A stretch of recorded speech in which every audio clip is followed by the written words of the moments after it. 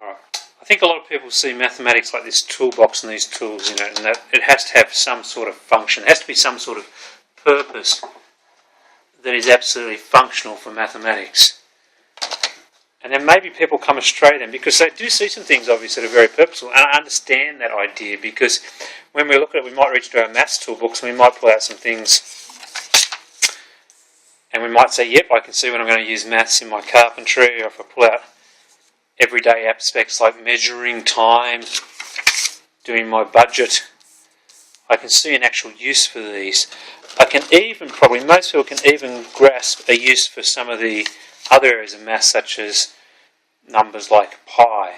But then we reach into the far corner of our toolbox and we pull out surds. And people start to question, well, why are we bothering with surds? Then what might happen is you might sit down, or your teacher might sit down and type into Google and have a look at for some applications of surds in real life, of course, and go through and get a few answers here and go to a Yahoo answer or something like practical applications where surds are used. And then having a look at this, they might talk about the need for accuracy in surds.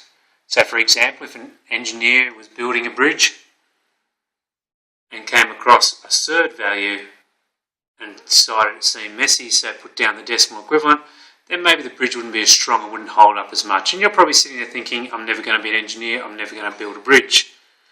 And it's one of the problems we face in mathematics.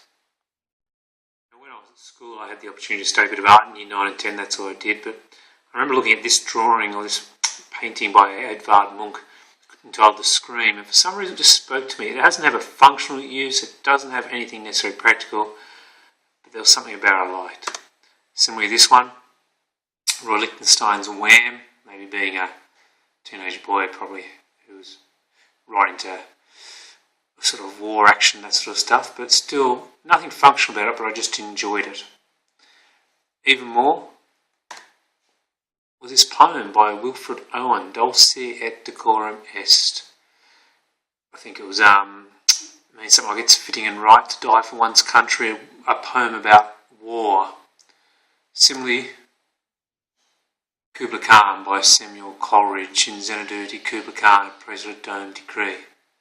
So none of these necessarily had any functional value, but they spoke to me, they have value, and they still have value in my life today. And I think we need to change our mindset a bit when it comes to mathematics and look at mathematics and say, well, it doesn't always have to have functional value, it has other value as well in a way that speaks to us. And as I said, I think I'm very fortunate in that it does speak to me like this.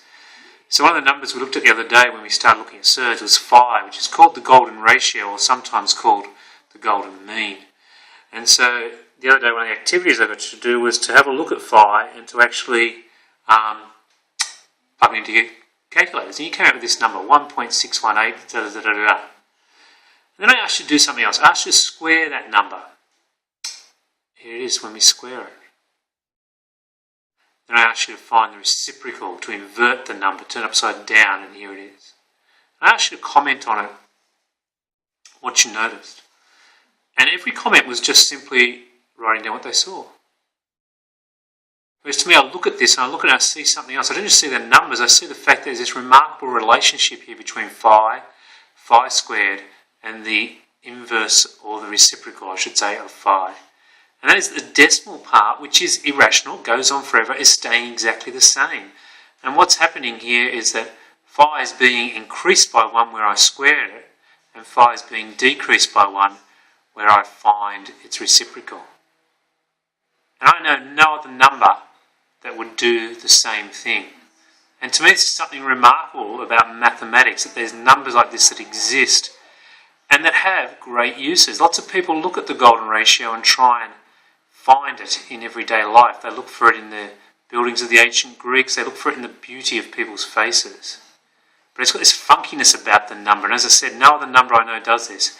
And we can link it back to some of my English studies, because here's a cool little poem about it as well. The golden mean is quite absurd. It's not your ordinary surd. If you invert it, this is fun, you'll get itself reduced by 1. But if you increase by unity, this yields its square. Take it from me. So I would encourage you to change your mindset a little bit about mathematics, to not just think of it as a functional system, but to also think of it as having some sort of beauty, something that you can gaze in at awe and wonder and look at that and think, isn't this fantastic?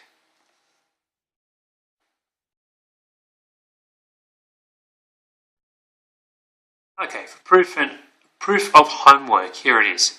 First thing on your calculators the other day when you punch these numbers in, the last one, if I remember correctly, the reciprocal didn't come out like this. It came out looking like this on your calculators, or on many of your calculators. If it didn't on yours, fair enough, don't worry. Explain to me why that looks different and what your calculator's actually done.